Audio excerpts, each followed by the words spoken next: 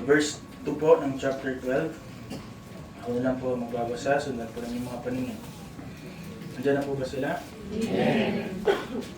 Ito po ang sabi, and be not conformed to this world, but be transformed by the renewing of your mind, that ye may prove that which is good, that ye may prove that is what is that good and acceptable and perfect will of God.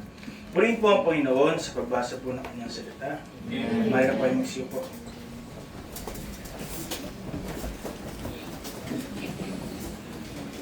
Atin po patuloy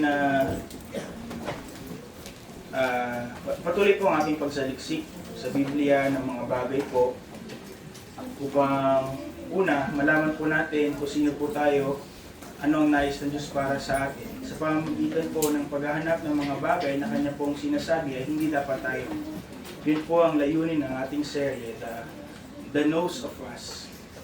Ngayon po, nakita po natin ang isang babala mula kay Apostol Pablo sa verse 2. Isa pong kautusan na pagbabawal o isang negative commandment.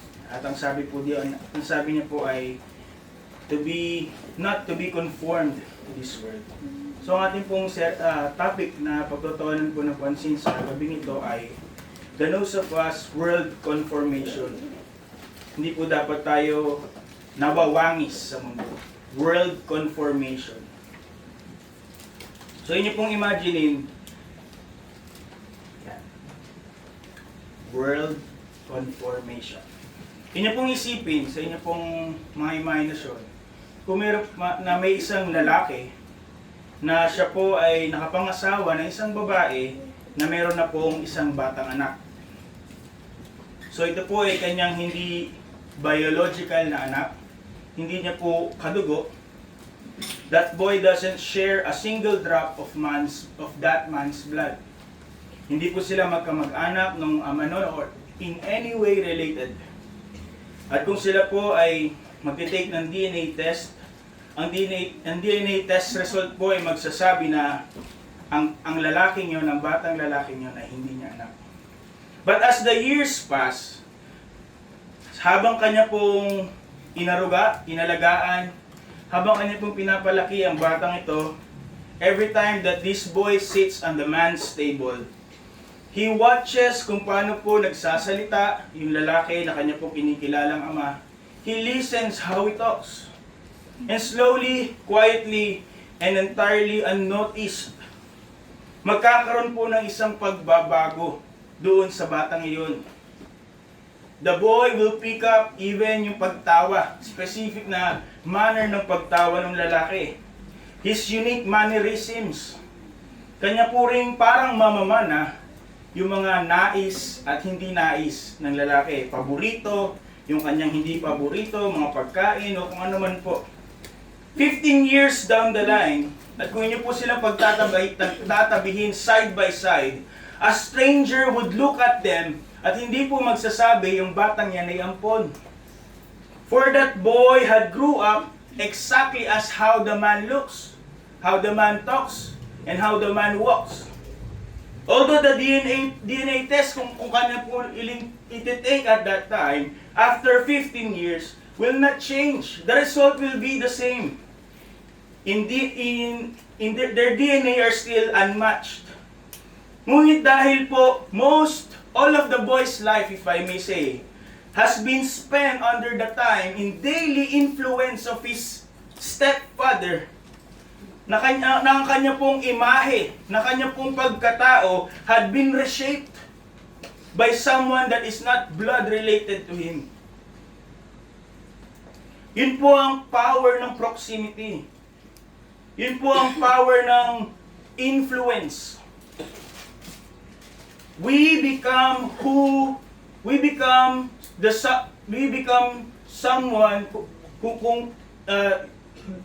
the person whom we spend most time with. You spend time with something and you will exactly copy kung sino yun, kung ano siya. Napakaganda po nun para dun sa bata, but it is a tragedy sa iglesia. We are talking about time. We are talking about Who are we letting to influence the church? The tragedy in modern church is that we are spending so much time sitting at the table of this world. Nakikinig sa boses ng mundo. At ano po ang nangyari? Little by little, we are taking their characteristic. Kaya nga po ang trahedya ngayon ay hindi po ay ang church is becoming worldly. Hindi na po ang iglesia ang lumalapit sa mundo. Ang mundo na po ang nakikita sa iglesia.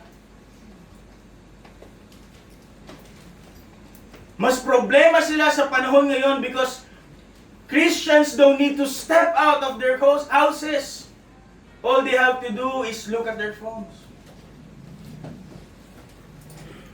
Kung may isang NBI agent na magpapakita ng ating history, ng mga tinignan natin sa mga apps, sa mga browsers, it would reveal our influences. It would reveal yung ating pinahinahayaan na mag-influence po sa atin. Although many Christians claim ang kanila pong tahanan, ang kanila pong citizenship is in heaven, but ano pong klaseng buhay ang pinapakita ng mga Kristiyano?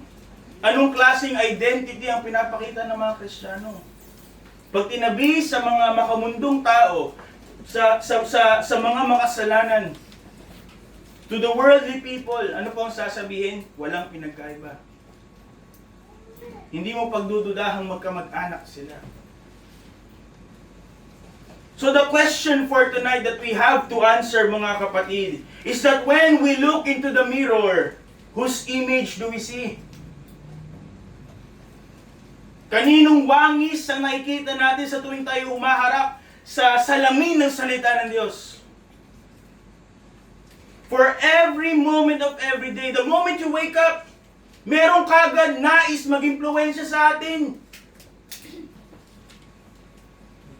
The world is just one click away. You don't need to step outside your door to do that. And every time we are awake, there's an invisible war waging for our identity.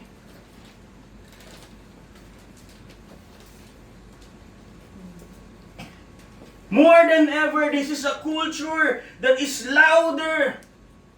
Mas madaling akayin ang mga Kristiyano sa kanilang paniniwala. Mas madaling silawin ng mga Kristiyano sa kanilang mga prosperity na o sa kanilang sa mga prinsipyo na kanilang pinaniniwalaan. More than ever, it is easier, faster for the world to reach ang mga Kristiyano. The same way, it is easier for us to share the gospel.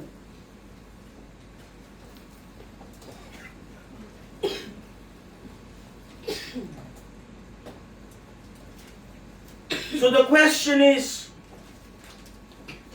what do we let? Ano po ang hinahayaan natin to influence us? Ano po ang hinahayaan natin na maghubog sa atin? Again, the greatest tragedy ng iglesia po sa panahon ngayon is not that the world hates the church, but the world is successfully copying itself into the church.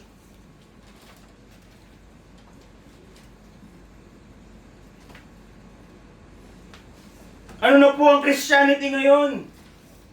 Christianity has been engineered to a comfortable, low-stakes version. Napakadali na magsabi na, ako'y naglilingkod sa Panginoon, I am involved. How many of the churches na ating pong makikita, napakadaling i-access. But pag tinignan natin yung buhay ng mga tao ngayon, all of those are just superficial.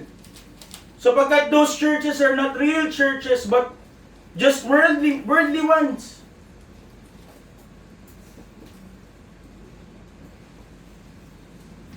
In this message, we have to be reminded that we are not thermometers. Kung tayo mga tunay na Kristiyano, hindi po tayo mga thermometer. Ilang beses na natin narinig mula sa ating pastor, kung saan yung thermometer po will reflect the temperature kung saan po siya nakalagay. We'll just copy the temperature of the room kung saan po nakalagay yung thermometer na yun. O sa kilikili.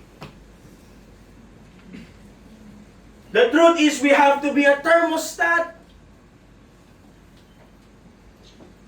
At yung ating pong klima ay hindi po dinidikta ng mundo, but the climate set by heaven. In every environment na tayo po ay papasok, we will change the temperature of that environment. So again, I ask each and every one of us, katulad po ng hamon ni Preacher Ivan kanina umaga, as we are about to celebrate another year of God's goodness, we look back through the mirror of the Word of God and ask ourselves, sa isang taon natin bilang Baptist, bilang Kristiyano, bilang miyembro ng iglesia ito, o dumadalo katulad ng mga bata, ano na ang itsura mo? Ano na ang itsura natin? Are we world conformers? Mukhang mundo? Or are we transformed by the Word? So first point, the pattern we must refuse. Ano po ang utos? Ano po ang pagmamakaawa ni Apostol Pablo? Beseeching that to be not conformed to this world. Sa verse 2, it is a warning, it is a command from the Apostle Paul. Ano po sabi niya? Be not conformed to this world. For us to understand ano po ang ibig sabihin nito, we have to look, katulad po ng sinabi ng ating pastor, sa original language, ano po ang ibig sabihin, the meaning of conformity. For us to understand the gravity of what it means. Ito po ay galing po, is a derivative of the Greek word suskematidzo. Siskematidzo. Nang ibig sabihin po ay pagbibihis, pag-aanyo, na meron po sinusundan na pattern na mula po sa labas. It is to be squeezed into an outside mold or pressured into an outside mold. Parang pagka nagkaanak po kayo, magpapabili ng clay dough, tapos magpapabili din ng molde. So those molds, yun po yung ibig sabihin ng siskematidzo. To be squeezed, yung clay ipapasok ng madiin, popwersahin for that clay to be conformed to the outside mold.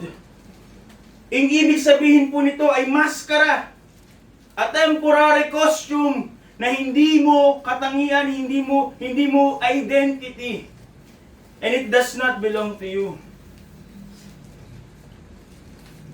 It is a profound expose na pinapakita po ni Apostol Pablo kung paano po gumagawa ang mundo. It is aggressive and it is deceptive. Sasabihin natin, madami namang mabuting impluwensya mula sa mundo. But that's the world.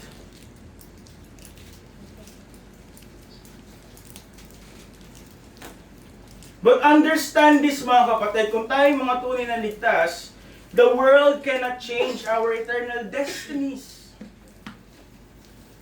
If we belong to Christ, we will not be, yung ating pong hinaharap ay hindi po mababago. But what is the world trying to do in us is that it is desperately trying to hijack our daily behavior. And maybe one of the reason is to, upang pong yurakan ang ating testimony, for us to be ineffective witnesses. Isipin niyo po, ito po ay parang isang aktor na siya po ay nagsusuot ng theatrical mask. Marahil hindi literal na maskara, but the character that actor portrays is not himself. Ang kanya pong inaakto, ang kanya pong sinasabi ay parang costume lamang.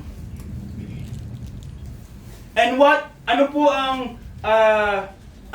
ang factors, what are the influences na kanya pong sinasabi, inaakto? It's based on the script. It's based on what the director said that actor should do. And that's the same thing na gusto pong gawin ng mundo sa atin. The world is trying to colonize our thinking.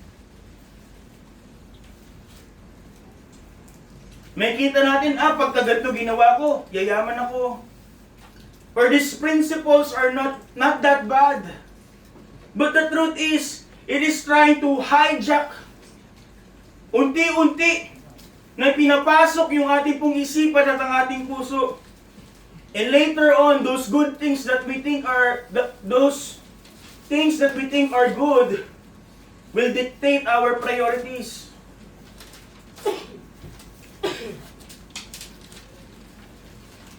Will compromise our speech.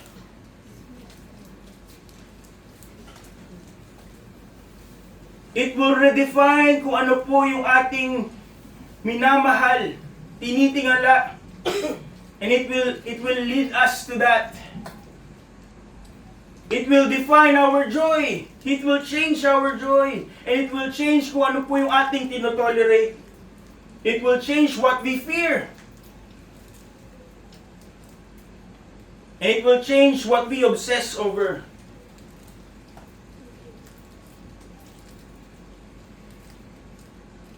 Unti-unti, from seemingly good things until tayo po is exactly molded in the mold of the world. Mukha ng tagamundo. At ano po sinasabi ni Apostol Pablo? Walang sapat na dahilan to be conformed to the world. You can find excuses, but specific, but clear-cut command ang sinabi ng Apostol Pablo, stop letting that happen. And how does the world conform? Ano po ang method of conformity? Wala pong makakapagsabi na ako ay inindoktrinahan. May sinaksak sa akin, iba na kagad ang gusto ko. Ayoko na kagad sa simbahan, gusto ko na kagad sa mundo. Conformity to the world, marahil may iba, but it really happens overnight. Hindi biglaan. So it is important to see the grammatical tense of that verb. Ano po ang grammatical tense ng siskematidzo? Ito po ay present tense. Anong ibig sabihin po? Ito po ay ongoing. Tuloy-tuloy. Ang atake po ng kalaban upang tayo po ay magkompromiso, tayo po ay mag-conform at sumunod sa wangis ng mundo, ay araw-araw, maya't-maya, hindi po isang pagkakataon lamang. It is not a one-time event. Ano po sinasabi ni Apostle Pablo through this one word? He is exposing an unyielding, relentless, 24/7 assault.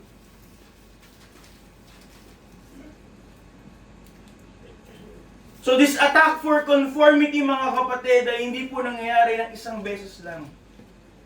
Hindi malaking atake. But this is a repeated daily attack po sa ating buhay. Every time we look at our phones, every time we talk at others, we see the lives of others. Meron pong atake na tayo po'y tinutulak to be conformed to the world. Imagine niyo po isang malaking bloke ng bato. Kahit ba isang truck ng tubig ang itapon mo doon, hindi mo yun magagasgasan, hindi mo yun matutulak sa pamagitan ng tubig na iyong isinaboy. Yung malaking bloke po, kung tawagin ay granite rocks, nothing will happen even if you splash the water with all your might. Ngunit ano po mangyayari? for days, for years, ng constant na patak po, constant na patak on that same rock. Kahit gaano kaliit na patak, but constantly, every day, and that rock will not be removed from its place, bubutasin po ng tubig yung bato. Hanggang makarating sa gitna. And that is the same method na ginagawa po ng mundo. Hindi niya kailangan ng malaking atake. Small attacks that we let ourselves, our guards down. Ang mundo po will not be like an FBI agent na mayroon pong dalang ram at babasagin, papasukin ang iyong pong tahanan, babasagin at wawarakin ang pintuan. But they are just knocking and knocking every day. Na para bang mga nagtitinda, mga yung nagtitinda ng cookies ng mga scout girls. Nakakatok ng kakatok at sasabihin sa'yo, bumili ka, bumili ka. Aaraw-arawin hanggang sa ikaw po ay pagbubuksan sila. Slowly but surely. Katulad ng bato. The shape of the mold will be forced sa tao. Wala pong masasabi na Kristiyano na bigla lang siya nagising. Gusto niya nang tumalikod sa Diyos. Mas gusto niya na yung mundo, yung ino-offer ng mundo. But worldliness is an ambush of increments. Paulit-ulit, maliliit na atake. Imagine, one missed prayer po could quickly decay into a neglected devotion. Isang beses ka lang hindi manalangin. Magkakaroon ka na ng pagkakataon dapat magbabasa ka, hindi mo na itutuloy. And that neglected devotion will compromise our choices. What if that verse should be the one to help you sa isang bagay na iyong haharapin on that day, but you neglected that devotion? And that compromised choice eventually softens our conviction. Noong una, naninindigan ka eh. But because you have a compromised choice, biglang nagdadalawang isip ka na. Okay pala. Okay naman pala ino-offer nila eh. And eventually, pagtalikod, a total surrender to what the world is offering. At ano po ang atake? Slow. At kung tayo po ay hindi maninindigan, disaster is sure. So next, inyo pong notice with me the menace of conformity. So dahil ba dito tayo po ay magtatago na mula sa mundo? Should we lock our gates? O tayo po dapat ay mamundok na lang? For us not to be conformed, not to be in danger of conformity to the world, upang takasan po yung atake at yung mga pambubuyo po ng mundo. Ang kalooban po ng Diyos sa atin is not isolation. I hope you already understood that. But insulation. Insulation, ang ibig sabihin po nun is at mas prevalent na ginagamit in electrical wires. Kaya kaya nating hawakan yung saksakan kahit po yun ay nakasaksak sa live na outlet is because there's insulation. We are not directly holding yung part that will harm us. Ang panawagan po sa atin ay maging ilaw sa mundo. And for us to do that, we have to be fully in the world. But hindi po nagtatapos doon. We are to be fully in the world without letting the world get into us.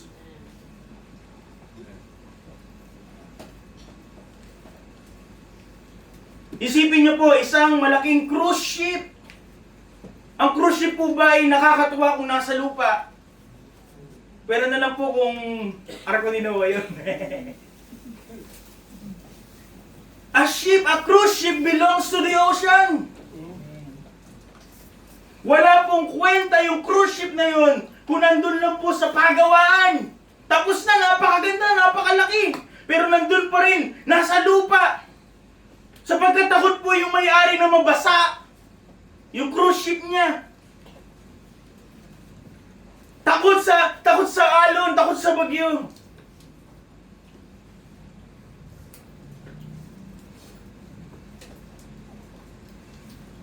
For that ship to be useful, kailangan po siya po ay nasa dagat. Tama po?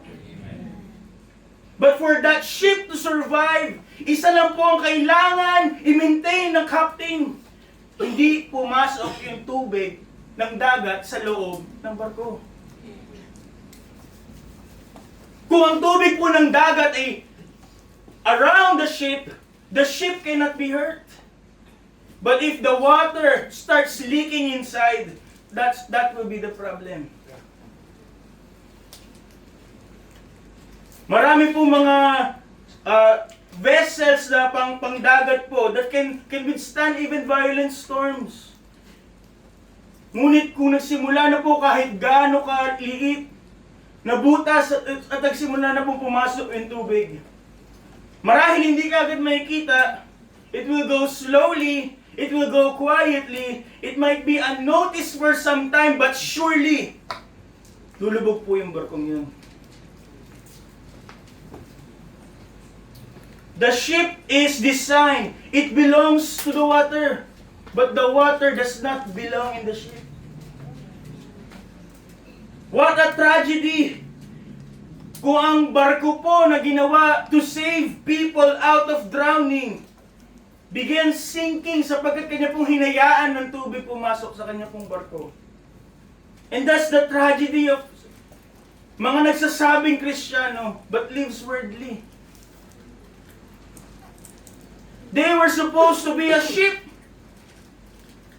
declaring the gospel of Christ to save the people from drowning, from this world, from the influences of this world. And problema, that ship allowed the influences of this world to go inside it.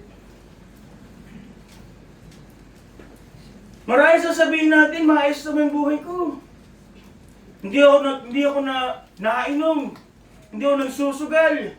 Wala akong mga kinasasangkutang mga skandalo. Surely I am not worldly.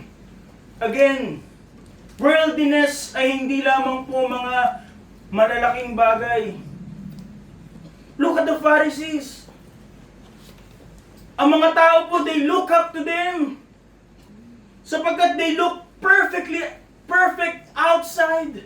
Absolutely perfect sa kanila pong panglabas. Ngunit si Jesus na nakakakita ng puso had exposed them.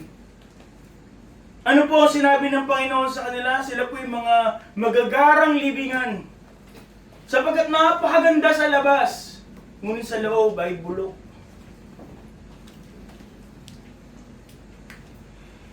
That's why kahit po ang mga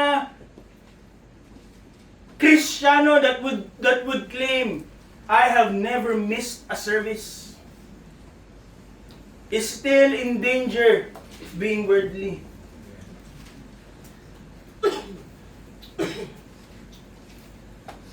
We don't know kung ano po ang iniisip ng bawat isa sa atin sa puntong ito, what we desire. But if we let a drip of worldliness come in this ship, slowly but surely we will sink.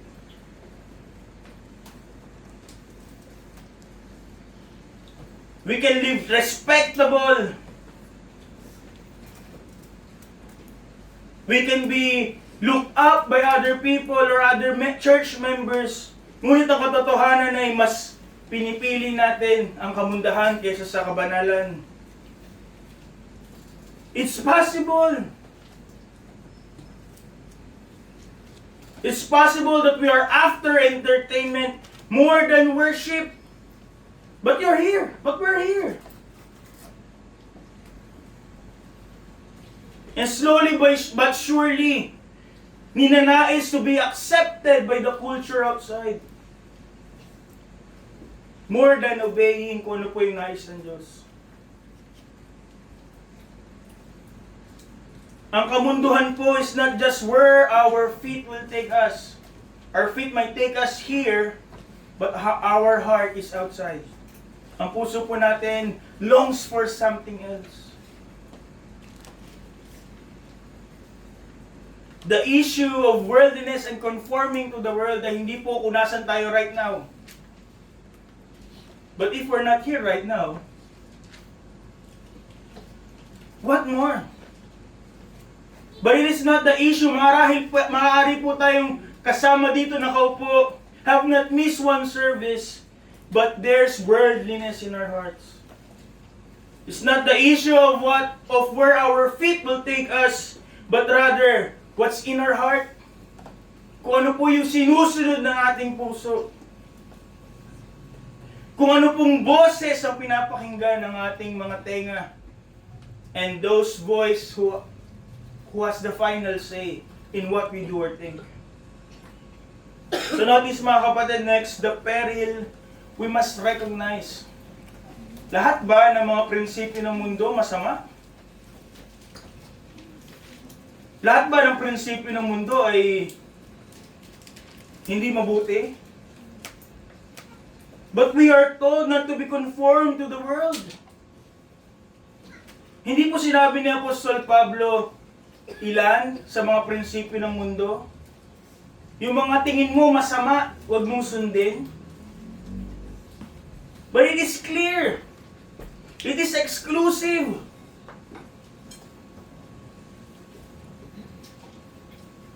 Sa scripture po, the world was never expressed as something that is spiritually neutral. Pagka po nabanggit ang mundo sa Biblia, ipinapakita po palagi sa mundo na in this context that this is something that is going against the will of God. So first po ating pong tingnan, the peril that we must recognize is the philosophy of the world.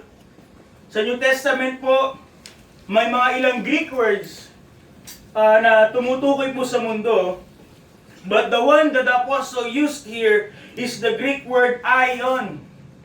Kung saan po dinerive yung salitang iyon o ilang libong taon. Ano po ang tumutukoy doon? Ano po ang tinutukoy ng salitang yon? Hindi po yung literal na mundo. Hindi po yung nilikha ng Diyos na lumulutang po sa kalawakan. Hindi po yung mga tao na nandoon kasama tayo o mga hayop. When this word is used, ang ibig sabihin po ng gumagamit ito is this present age. It refers to ano po yung mga filosofiya na laganap at pinaniniwalaan ng, ito po ay kung ano po yung moralidad na pinaniniwalaan in that period, in that time. At ito po ay isang hindi nakikitang daluyong kung saan ito po ang nagtutulak papunta po saan? Palayo sa Diyos. That's what we mean by this word, world. At ito po yung sistema that operates, ito po yung sinabi ko kanina, completely outside of the divine will.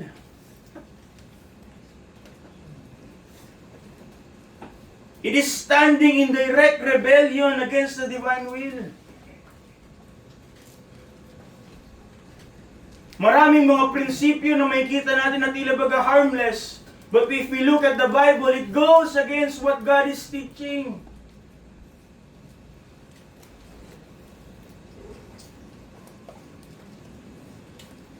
Ano po ang tinuturo ng mundo? It is not just to ignore God, but to be the God of your life. Dumipende ka sa iyong kakayahan. Dumipende ka sa iyong experience. Dumipende ka sa iyong sarili. This is the very essence ng worldliness. Bakit mas pinipili ng iba ang trabaho, ang pagkakakitaan kaysa sa pagtitipon? The very essence of worldliness is to be autonomous from God. Ano sasabihin na, ano bang sinasabi natin? Kung tayo po ay mas pipiliin natin na magtrabaho sa araw na tinalaga ng Diyos, na yung trabaho magiging kasagutan sa iyong pangangailangan. Hindi yung Diyos na yung kikitain sa bahay-sambahan.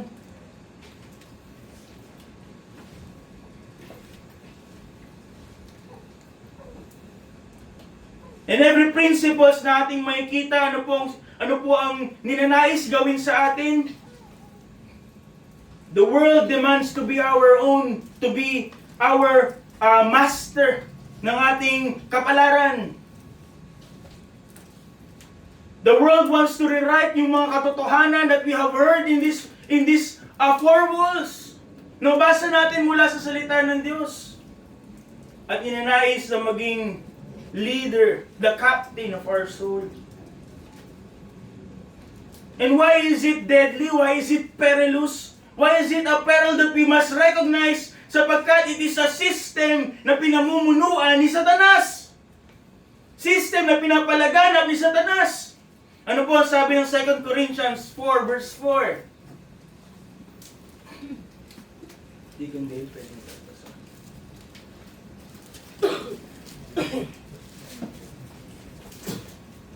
2 Corinthians chapter 4 verse 4. Ito po sa... Diyan na po. Reading begins. Behold, the God of this world hath blinded the minds of them which believe not, lest the light of the glorious gospel of Christ, who is the image of God, should shine unto them. Who is the God of this world? It is Satan. It is he who had blinded the minds of those who believe not. And mas malinaw po in 1 John 5:19. 1 John 5:19.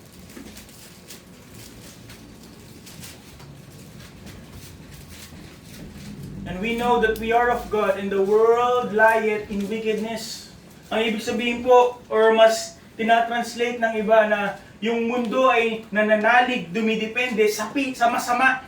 And that word wickedness refers to Satan. Although we should have already established in this pulpit na ang si Satanas po ay hindi kasing makapangyarihan ng Diyos. He is not equal with God. Ang katotohanan po ay naway atin na po itong natutunan that he is a defeated, restricted creature. At ang kanya pong oras ay nauubos na. But that doesn't take away that creature is powerful than us. And that he still is influencing what we see today, what we hear today. The present world system remains under his deceptive influence.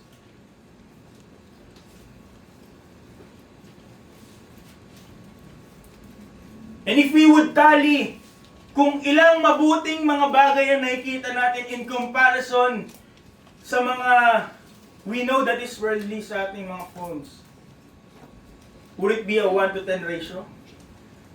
A 1 to 100 ratio? Ads lang eh. Simple ads will lead you to sin. Will lead you to dirty minds.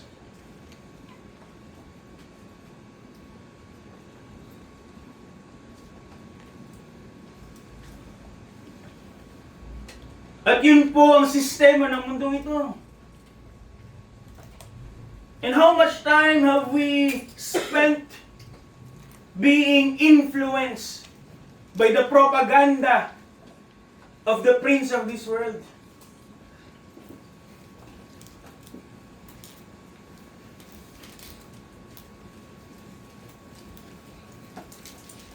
Napakasakit na marinig pagka nagsisharing, napanood ko sa reels ganito. Pero ang sharing, devotion.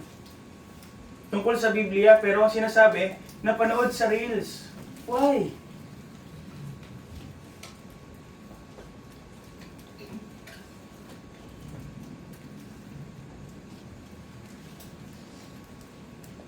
At yun po ang alon, yun po ang direksyon ng mundong ito. Ang mga patay na isda, inyo pong itinapon sa rumaragasang ilog, susunod po yun sa alon.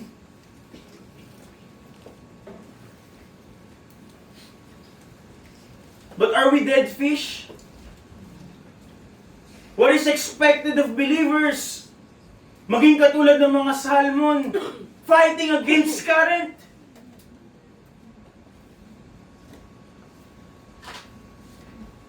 We are not dead fish going with the flow.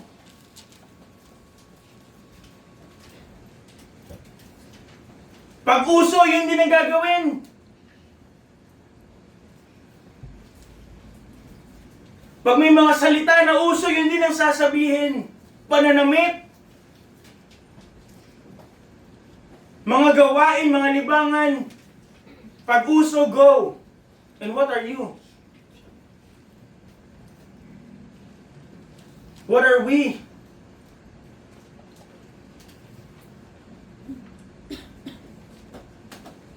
Next, notice with me mga kapatid, the perversion with the world.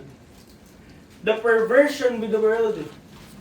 Kaya sabihin natin, maganda naman yung mga natututunan natin. May mga mabuting asan, mabuting mga bagay naman. But those are not principles based from the Bible. Ano po ang declaration ni James in James 4:4? Ano po ang tawag niya? Those who have friendship with the world. Ano po ang katawagan po ni kapatid na Santiago? Adulterers, adulteresses. Know ye not that the friendship of the world is enmity with God? Whosoever therefore will be a friend of the world is the enemy of God.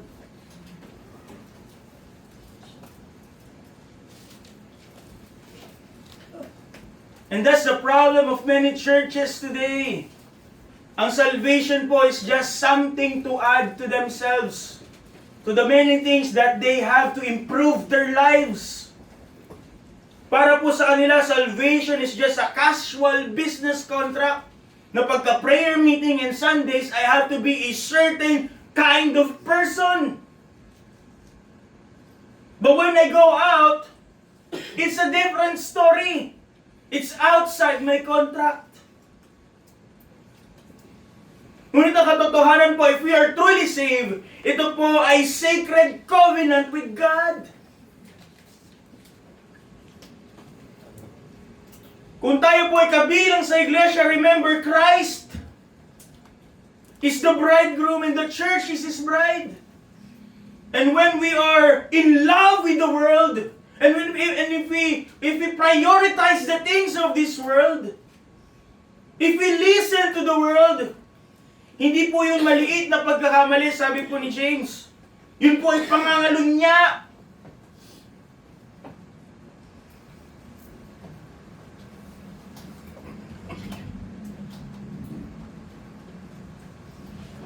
If we know that,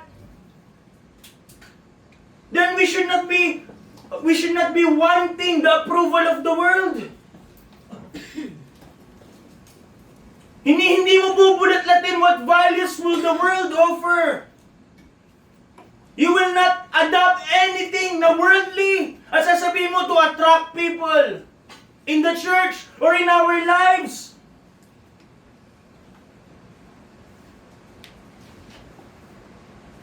Bakit po? This is spiritual adultery.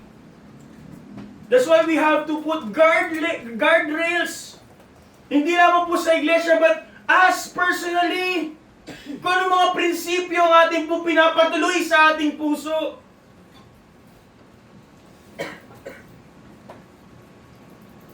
When will we remember? Kailan ba natin itatatak sa ating puso, sa ating isip, that Christ will never share His throne with anyone? Christ will not share the throne with the world. If we are in Christ, know this mga kapatid, He demands exclusive, unadulterated devotion for Him.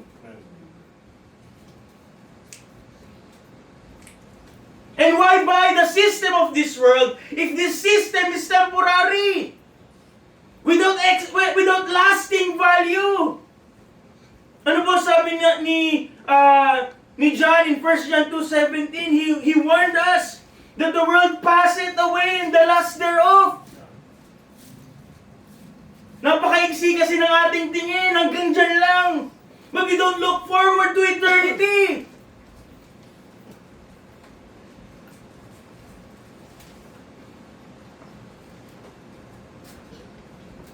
And what we will be, what we will have in the eternity is based on our decisions here. Based on the influences na ating inallow in our hearts in this grain of sand na buhay. And yet, marami sa mga Kristiyano would choose the temporary. And what is the effect of that in eternity?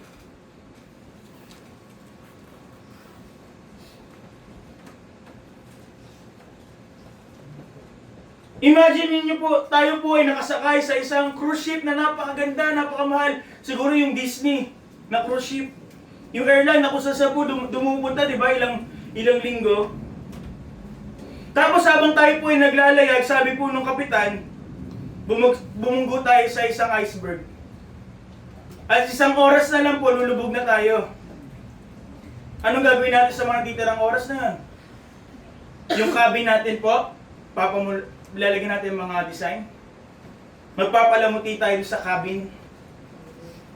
We'll spend our time hanging expensive arts on the wall of the bathroom of our cabin.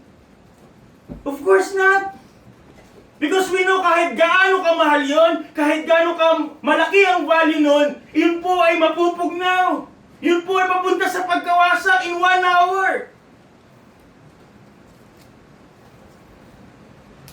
Then why do we invest our life and our energy for the things that are fleeting?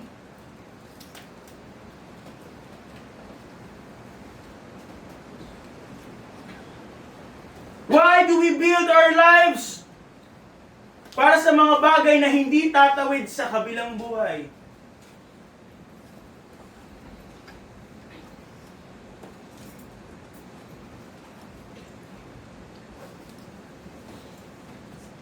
Your education, yung diploma, yung mga certificates sa work, yung mga PRC IDs, lahat ng mga international IDs na pwede mong kunin, hindi po yung tatawid sa kabilang buhay.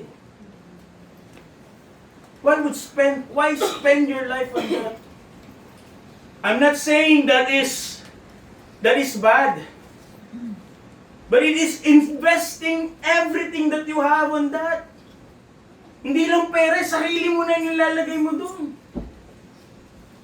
O let's say, kaagaw lang ng Panginoon. But is that worth it? If you know kahit ano pong accolades and honors na makuha natin, hindi tatawid sa kabilang buhay. Iiwan natin dito.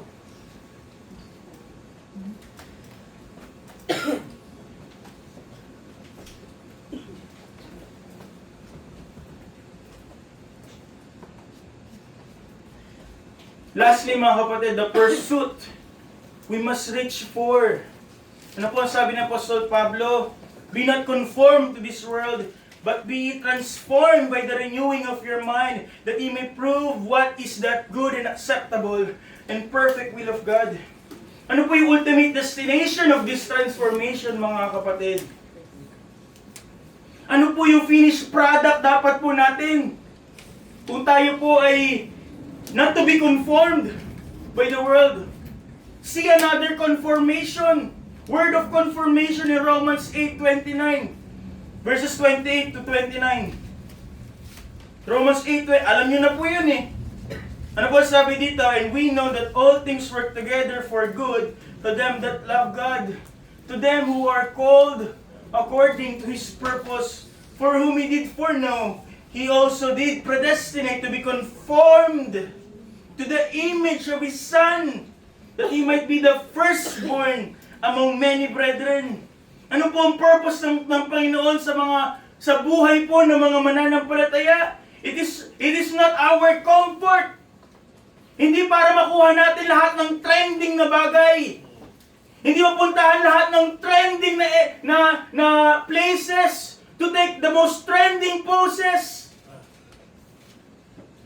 It is not our wealth. It is not even our health.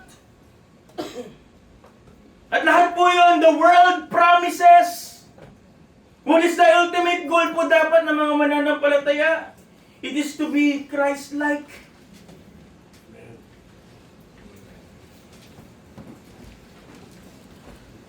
Napaka-peculiar that two words in English, translated in English as conformed, could be so different.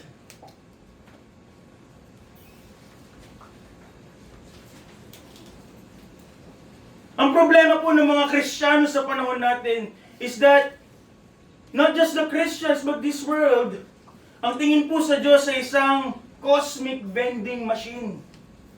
Na pag tayo may kailangan, maglalaglag tayo ng piso, ng barya ng panalangin, oras natin para manalangin.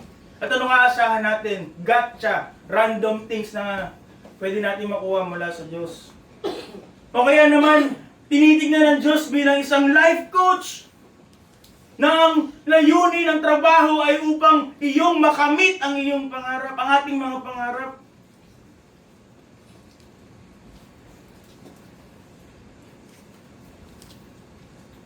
Those dreams might be noble, but that's yours, not God's. Ang Diyos po ay hindi po nagpapatakbo ng self-improvement clinic. Ano po ang sabi ni Apostol Pablo? God is running a remodeling project. Bago pa nilikha ang lahat, before the foundation of the world, God already drew up the blueprint para sa ating buhay. At sa blueprint po na yon, may pangalang nakalagay across, and that is Jesus. Plano ng Diyos para sa atin, to be Christ-like. To be like Jesus. Bakit tayo pinili? Bakit tayo iniligtas? We are called for this exact purpose. Upang ipakita ang karakter ng Panginoong Hesus. Ang kanyang pagmamahal, ang kanyang kabanalan, ang kanyang pong pagsunod sa Ama. And anything less than this is against the purpose of God. What is our predestined portrait? Ano po dapat kung tayo mga tunay na Kristiyano? Not world conformity, but transformation by the Word.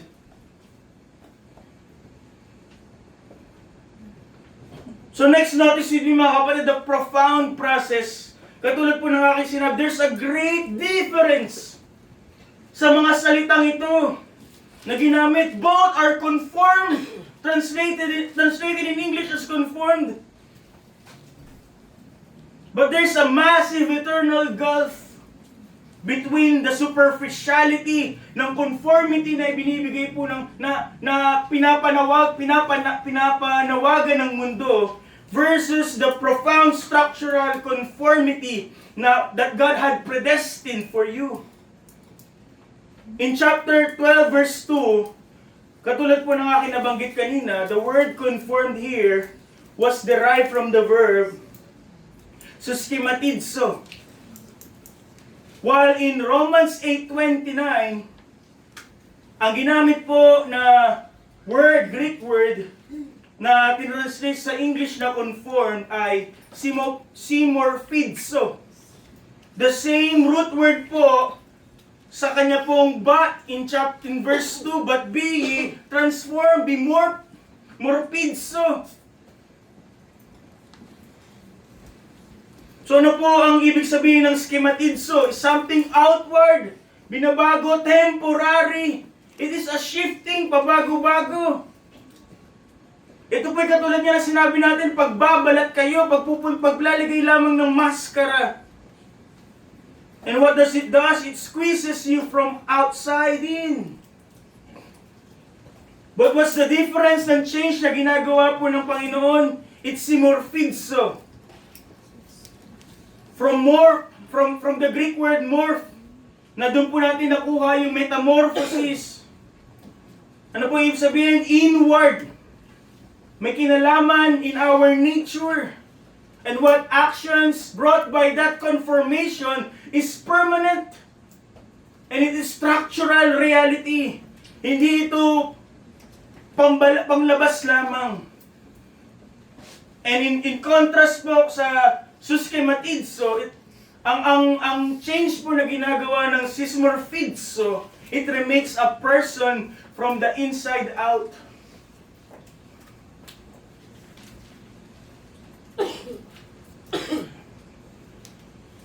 Why want the superficiality of the conformity to the world? If it only operates skin deep. Kung ito'y maskara lamang. If it's just cheap, artificial, at ito po hindi magbabago ng kung sino ka. At kung ano yung iyong eternal destiny. Why choose that conformation? But here see the sovereign conformation. Why not let the Holy Spirit change you? Chisel you. Change your identity. Change your DNA. Why not let God conform you to Jesus?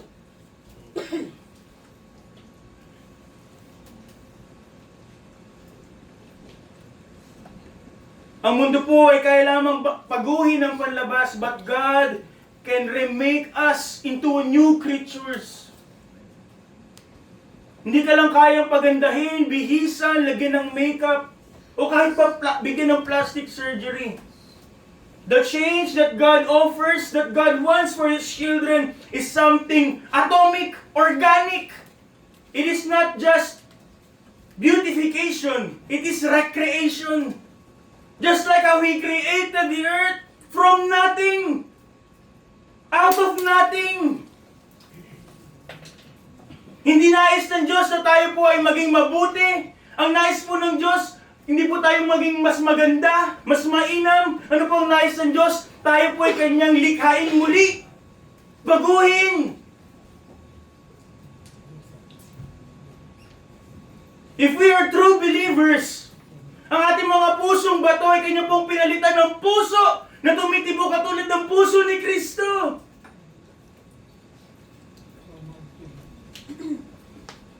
He rewrites our instinct, and we love what Jesus loves and hates what Jesus hates. At hindi na po yung applause ng tao ang ating magiging primary focus. What others will think. Ano po magiging laman ng isipan po ng isang binago ng Diyos? Iniisip niya na kung anong iisipin ng Diyos sa Kanya.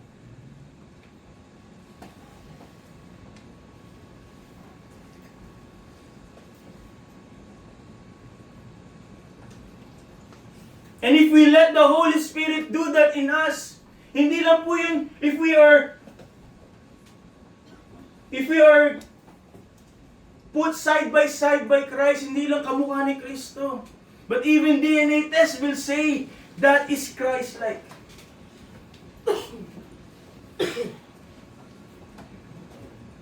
Mga kapatid, the world will pressure us upang tayo po ay mag-conform sa kanyang nais, sa kanyang sistema, sa kanyang pong filosofiya.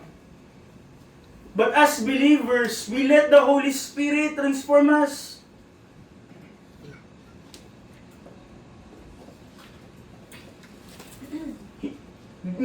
Hindi natin kailangan ng bagong ugali. Kailangan natin ng bagong pagkatao. And that's what God offers.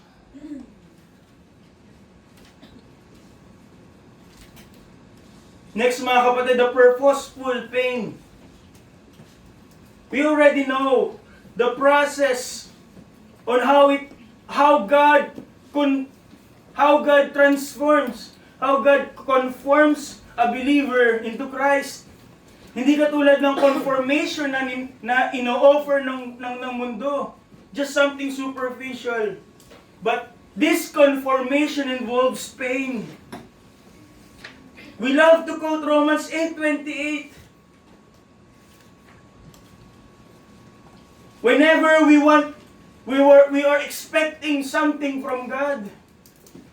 But we fail to remember that all things here involves the hardships, the pains, lahat ng luha na ililuha mo sapagkat mas pinili mo ang Diyos.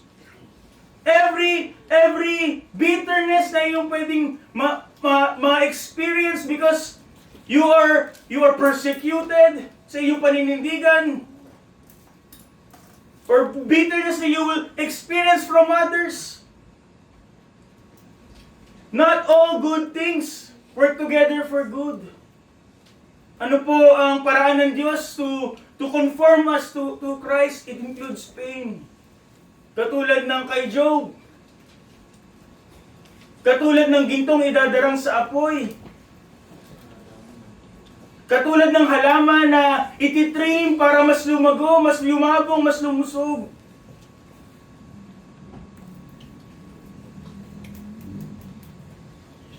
As the picture of it is like the master sculptor.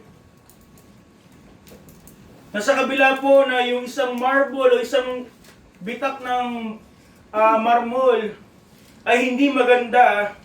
The master sculptor will slowly but surely chisel away all the parts na kanya pong ayaw. At kung magsasalita yung marmol, aaray. Magrereklamo. Because the master sculptor needs hammer, needs hammering, he needs a chisel. He needs to exert strength. At kung nakakapagsalita yung marmol, marahil sasabihin niya, bakit mo ako sinasaktan? Bakit marami kang tinatanggal sa akin? And the sculptor will say, I am only cutting away that doesn't look like the masterpiece I see inside you. All of this I'm doing altogether for good, for your good. And that ultimate good is to be Christ-like.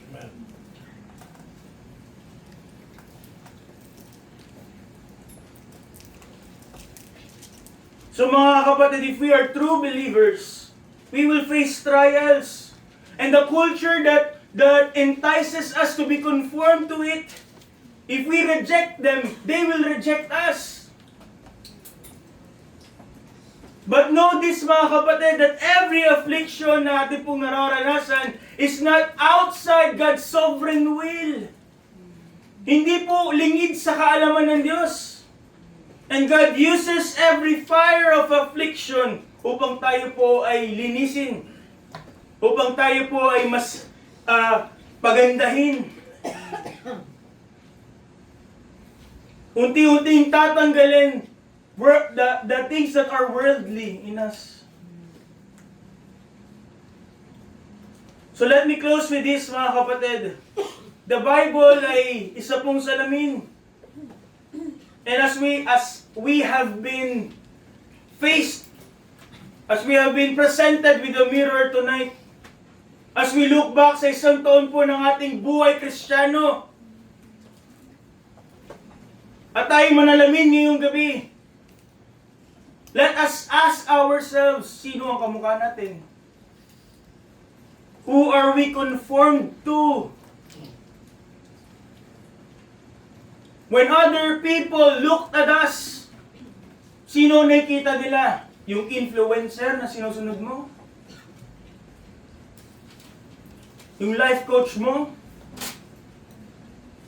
Or is it Christ? Si Kristo po ba nakikita sa atin? Have we let the Holy Spirit do His work all throughout this whole year?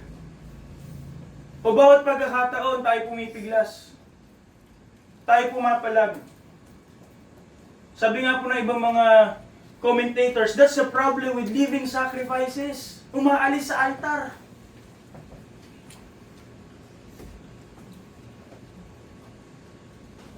Every moment, every time you wake up, every time we open our eyes, may dalawang boses na nais magbago sa atin. It is the world on the other side, wanting to conform us to itself, to its principles, and the other, the Holy Spirit, wanting to work on us, to conform us to the image of Christ.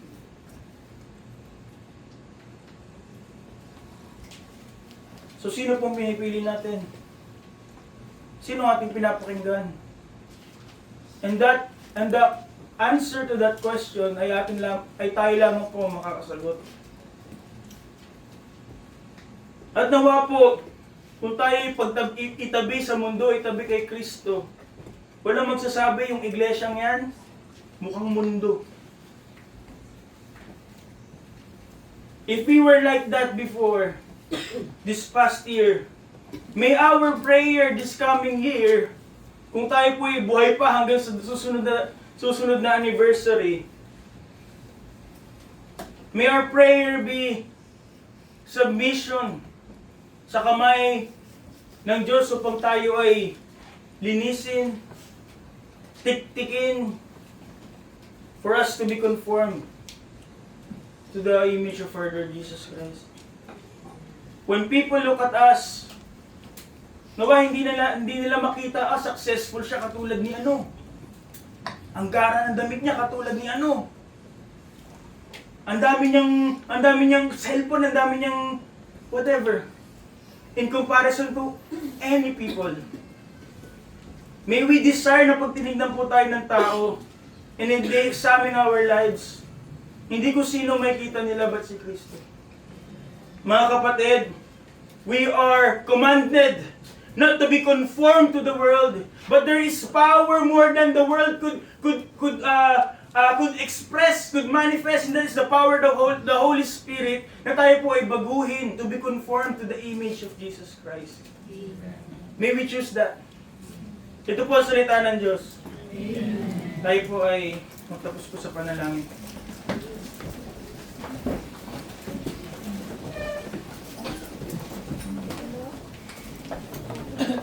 Ama namin Diyos, ang mga pangyarihan sa lahat,